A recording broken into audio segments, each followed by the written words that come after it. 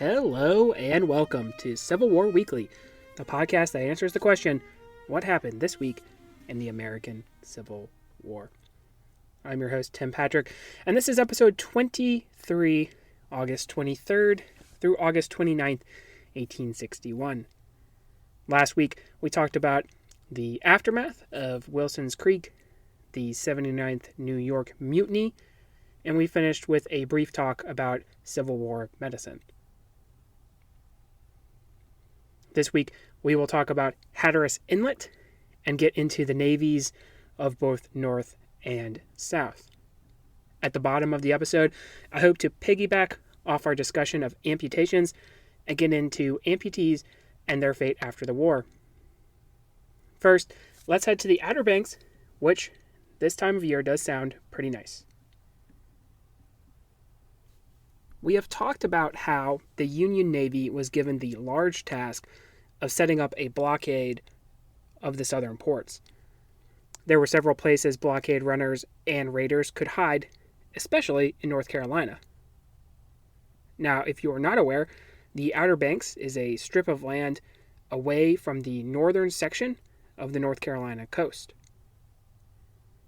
Pamlico Sound separates the banks from the North Carolina mainland. In the Sound are such cities as New Bern and Elizabeth City. The Confederates had constructed two forts, Hatteras and Clark, between Hatteras Island and Oracoke Island to protect the entrance into the Sound. From these positions, merchant vessels could be spotted and a signal could be given to a Confederate raider to potentially sail out and snatch the prize. Elimination of this threat would be important to the Union war effort and the elimination of the raiders and blockade runners.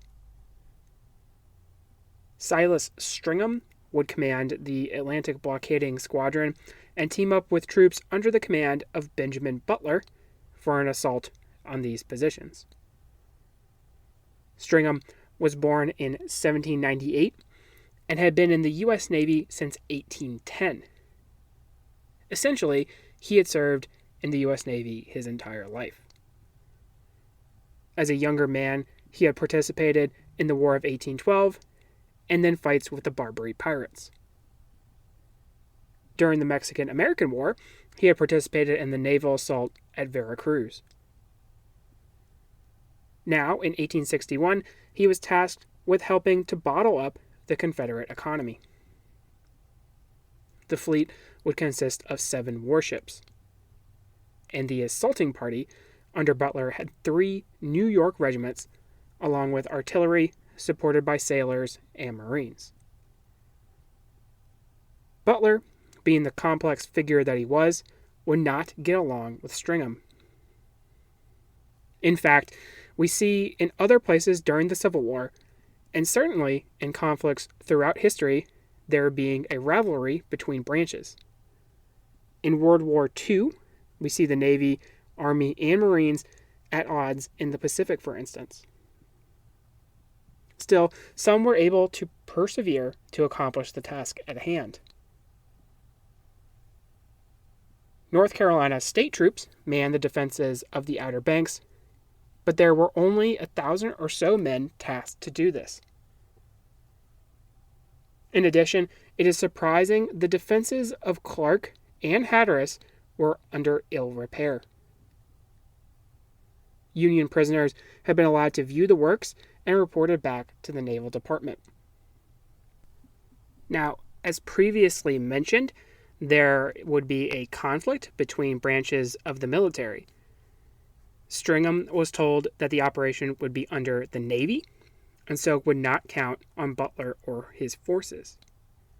The fleet sailed down to the forts on August 28, 1861. His ships would begin to bombard Fort Clark, moving in a circular formation. Thus, they were able to fire on the fort and then circle around to reload.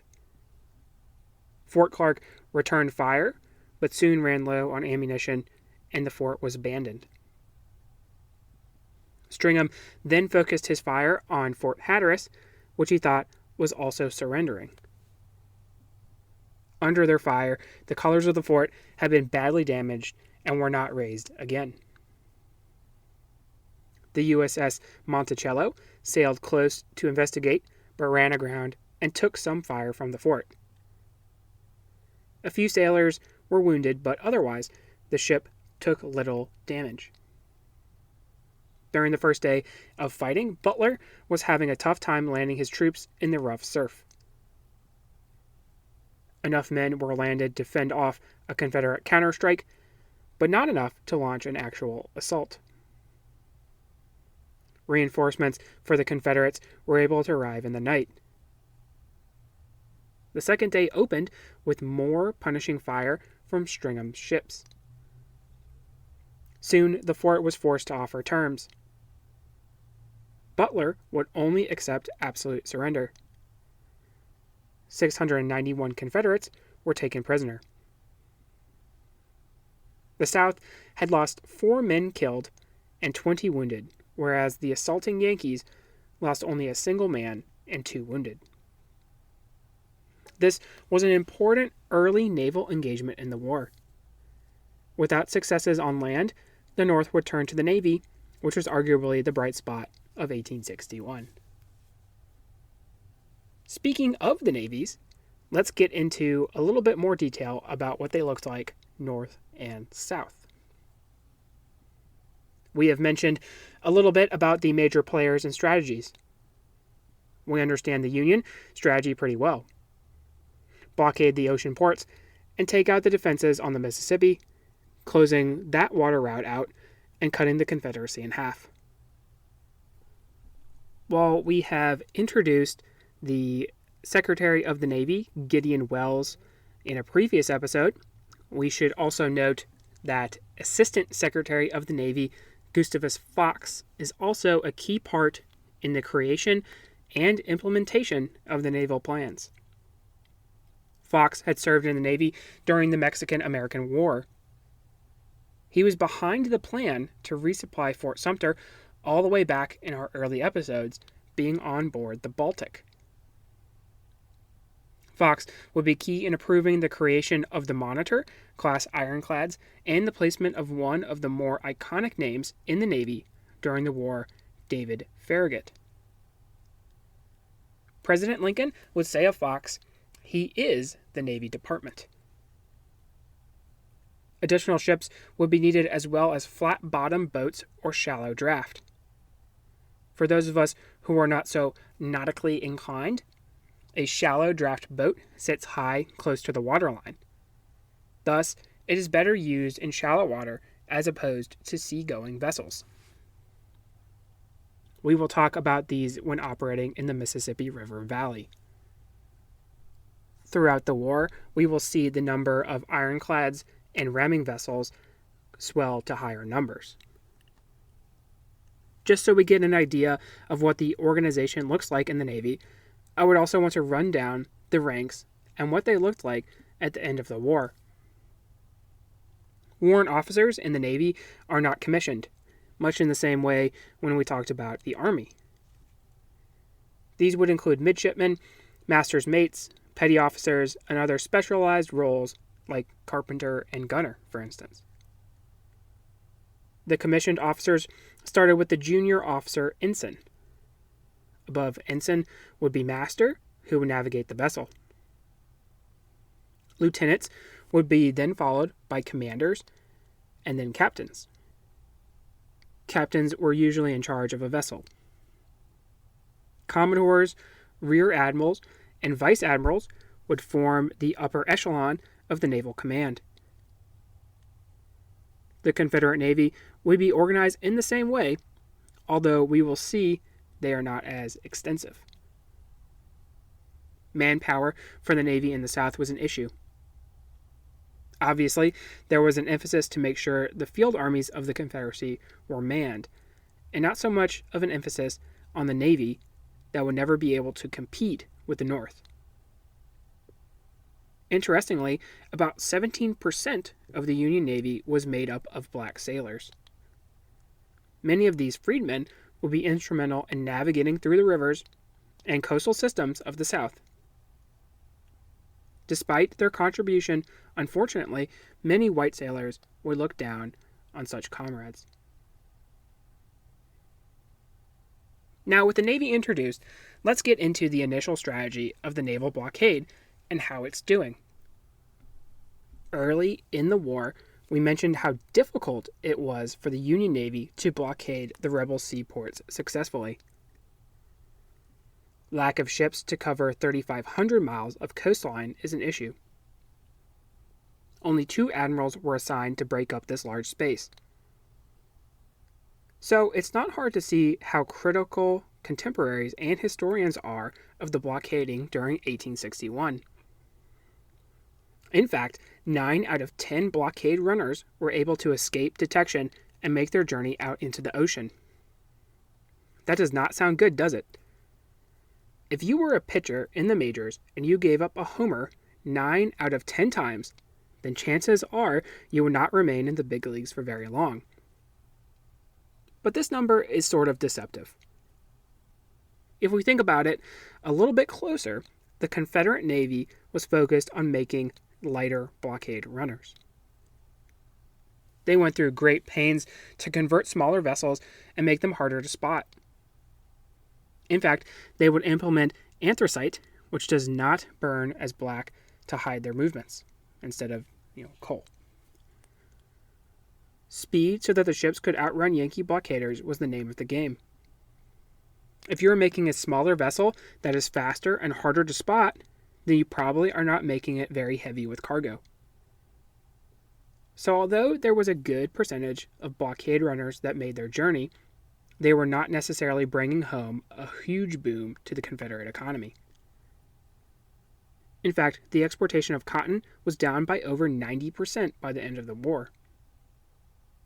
Still, blockade running would continue throughout the conflict, even with the increased presence of the U.S. Navy making things more difficult. Port cities would slowly be taken by federal forces, but even a large southern port city like Wilmington will not fall until 1864. 2 trips could make the venture profitable for potential runners. Many captains would turn away from privateering, like we talked about in earlier episodes, throughout the war and move toward making more money on these runs. And to be clear, the destinations were usually in the Caribbean. Nassau and Cuba were popular ports, so they were not usually going all the way to Europe. This made the trip easier and not as long, so they could avoid detection. That way, they could trade with British vessels, Britain, you remember, being neutral. This would be the way in which the English would supply the Southern war effort as well.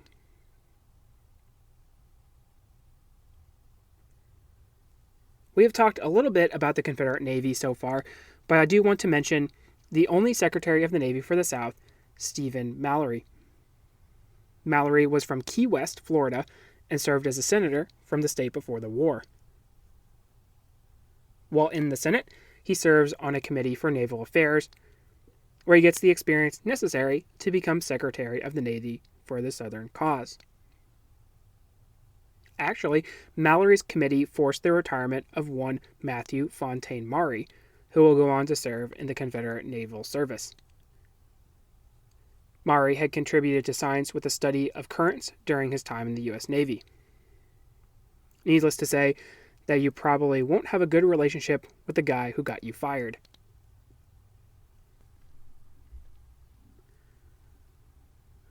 Mallory, though, would law out a strategy that under the circumstances was probably the best considering the odds stacked against them. Commerce raiding we have already mentioned, as well as the purchasing of materials and ships from abroad. We have not mentioned the focus on ironclads and naval technology. If you do not have as many ships as your enemy, then you probably should make the point to have the best ships you can get. Without going into it, there is a famous incident in Korea during the samurai invasion where there are only a few Korean ships, but they are turtles, or early armored vessels, and they managed to defeat a much larger Japanese force. The same concept will apply here. Mallory would order the building of ironclads, especially in the Mississippi River, to combat the slow anaconda grasp on that lifeline of the Confederacy.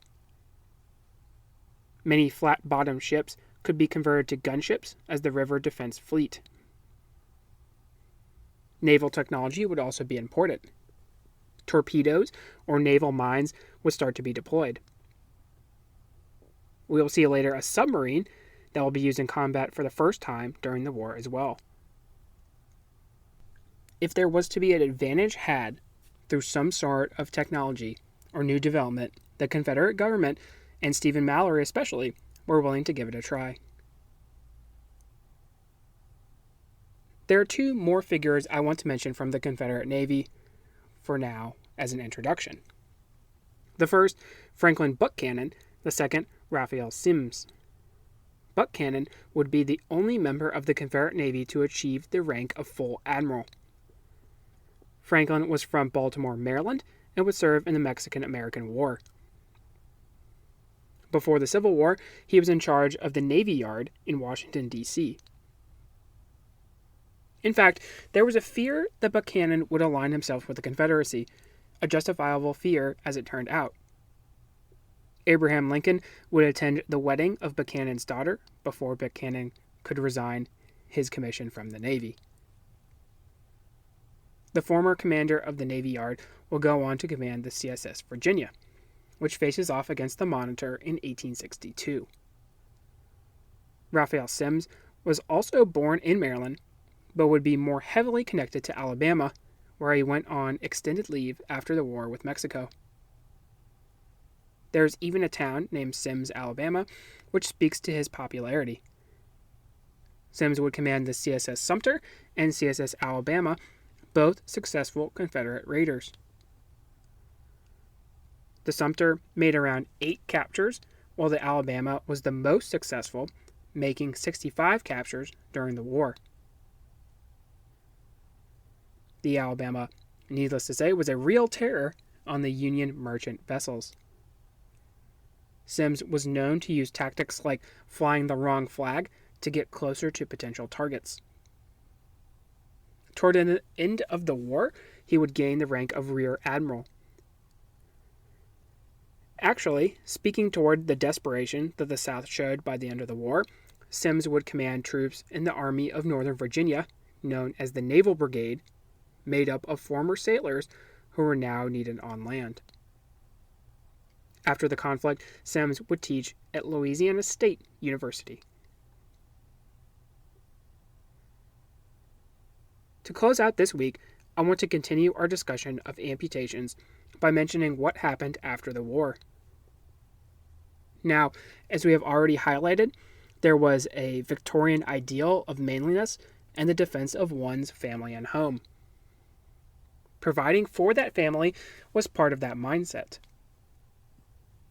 Now, there will be many soldiers returning to farms and jobs that will not be able to do that. Not being able to work would label you as not a productive or meaningful member of society. Pensions and prosthetics would be necessary to help these individuals. A pension system would be created in 1862 by the U.S. government. Unfortunately, the system defined some eligible for a pension as one who could no longer do manual labor. Because of this, many former soldiers would not apply or would try to prove that they were ineligible and could perform manual labor. As well as performing manual labor, some would struggle to prove that they could still be productive members of society and in the workplace doing things like learning to write with the offhand. Even if you did get a pension, it did depend on the injury and the rank. A private might expect to see only $8 or around $200 a month. In terms of prosthetics, there were a few options in 1861. A private from Virginia whose leg was amputated after Philippi would develop his own form of a prosthetic and sell it to others. This man's name was James Hanger, and today there is still a Hanger Inc. there was still a mental toll to wounded soldiers coming home. While it was not called PTSD, there were studies of soldiers who had battle fatigue. This is the groundbreaking of future studies into mental health that we know today. I think we can wrap it up right there. So this week, we got to talk about the Cape Hatteras incident with the U.S. Navy having a very successful outing, which is much needed by the Northern War effort. We also got to talk about the Confederate Navy as well as the Union Navy and sort of their strategies. And we closed out with a little discussion about amputees and their fate after the war. Next week, we will head back out to Missouri and see what's going on there, introduce John C. Fremont fully into our story, as well as take a look at the first action that Ulysses S. Grant performs during the war in the seizure of Paducah, Kentucky. If you like what you hear, please make sure to leave a review. Posted in the description should be a link to the website, Patreon, and Venmo information. And by the time this episode comes out, there should be an additional Patreon episode, the episode for the month of August here. So if you are interested, make sure to check that out. Support for the general upkeep of the show would be welcomed. Once again, feedback is appreciated. Questions, comments, concerns are all welcome, and the email is cwweeklypod@gmail.com. Thank you all so much for listening, and have a great week.